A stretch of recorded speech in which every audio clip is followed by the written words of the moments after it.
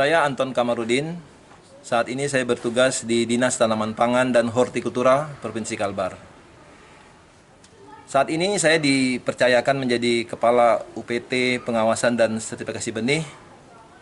Dan memang pertanian merupakan hobi saya dari kecil.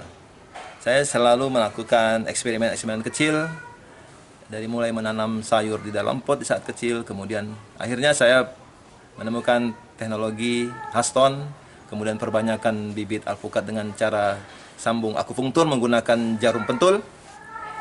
Kemudian kita mengekspor buah-buah lokal Kalimantan Barat untuk diperkenalkan ke seluruh dunia.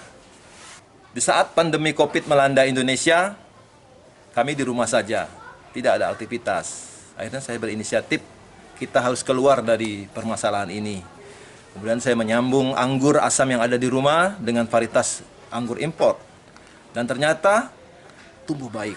Dan masyarakat pun juga banyak berbondong-bondong datang ke rumah saya untuk melihat, sekedar melihat, kemudian belajar.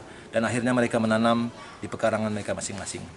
Dari mulai petani kecil sampai pengusaha besar yang ingin mengembangkan anggur secara komersial, minimal kita bisa memproduksi anggur dan tidak impor lagi dari negara luar.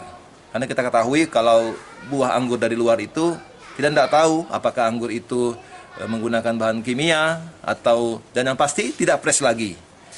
Dari beberapa varietas yang saya sambung, kita melihat dengan kondisi Kalbar, ternyata anggur cocok untuk di Kalbar. Banyak image masyarakat mengatakan bahwa anggur itu hanya bisa tumbuh dan berproduksi baik di negara 4 musim. Dan ini bisa aku terbuktikan. Dan kita bisa membantahnya dengan menghadirkan anggur di halaman rumah saya. Untuk awalnya, kita harus siapkan media tanam. Dan kami juga menyediakan media tanam. Tanah yang terbaik adalah tanah yang porous sifatnya. Yaitu tanah topsoil kita ambil, kemudian dicampur dengan pasir dan sekam. Untuk pupuk kandangnya kita menggunakan pupuk kandang kambing. Anggur kita mengkombinasikan antara pupuk organik dan anorganik. Untuk pupuk organik kita menggunakan kotoran kambing. Itu diaplikasikan 2 minggu sampai 1 bulan sekali. Sedangkan pupuk anorganik kita menggunakan NPK saja untuk di awal pertumbuhan. Itu sepekan sekali. Dosisnya itu 10 gram per 10 liter air.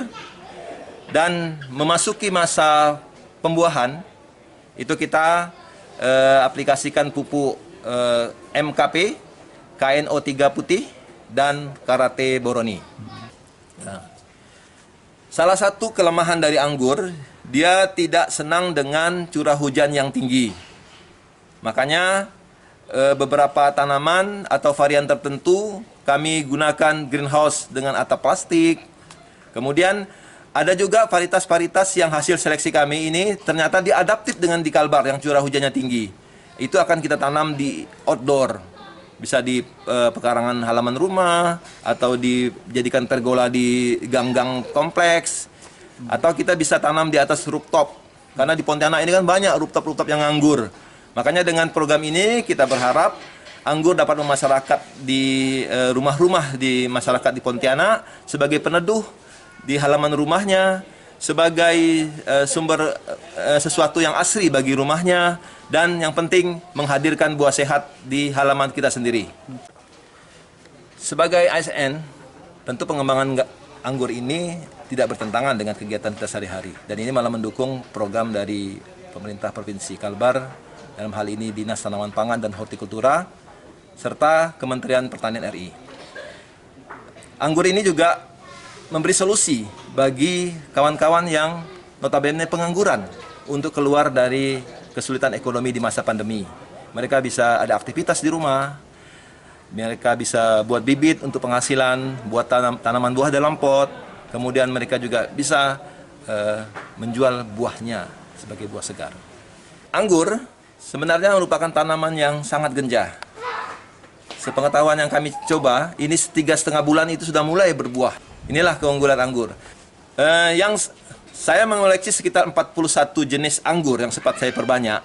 Tapi dari beberapa itu hanya ada sekitar 7 atau 8 lah yang akhirnya kita pilih menjadi anggur untuk di Pontianak.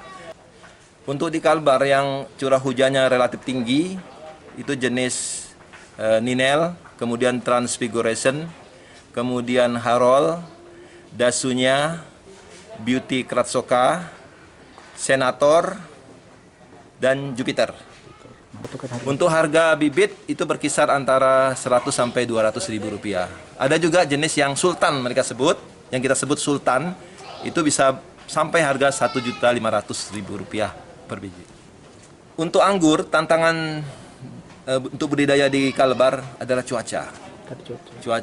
Karena curah hujan yang tinggi, dia sering terkena penyakit jamur pada daun. Kalau bibit udah banyak sekali.